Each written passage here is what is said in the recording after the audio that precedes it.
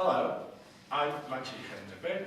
I'm a Wood Jones Professor of Anthropological and Comparative Anatomy at the University of Adelaide. I would like to talk about the evolution of our brain in the last 2,000 or 3,000 years. We all know that during the course of the entire hominin evolution, our brain increased very much. It was about that size, 450 milliliters, approximately 3 million years ago. Now it's 1,350 milliliters, so very big difference. However, this difference parallels difference in body size because these fellows were much shorter than we are today. So we are quite proud of our evolution of the brain size, and we put a lot onto the meaning of the brain size.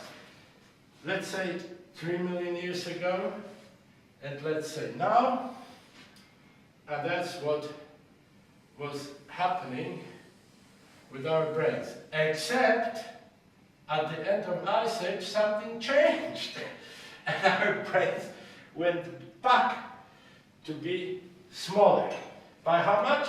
By approximately 150 milliliters, which is a small cup. This happened in the time when major civilizations in China, India, and Europe developed, when people invented writing, when people invented mathematics, and even invented politics.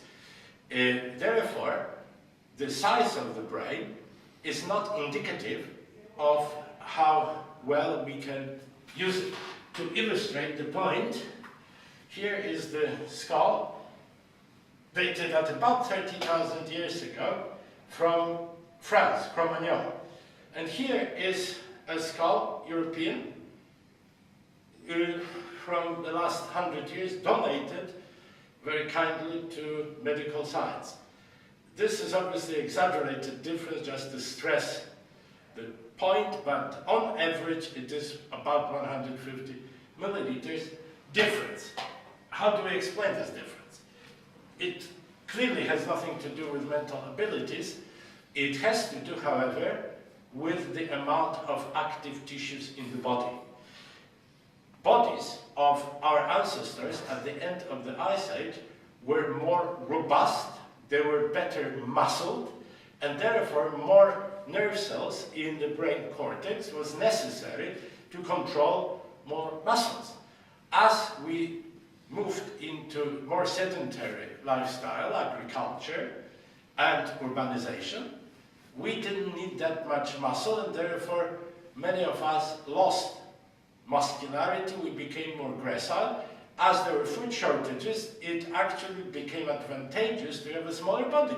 And brain size is proportional to body size, and therefore, as body size decreased, when smaller body size was at premium in terms of evolutionary adaptation, brain size shrunk. So don't think smaller brains are worse than big brains, but the fact remains that during the major developments in human culture, brain size was reduced. Thank you very much.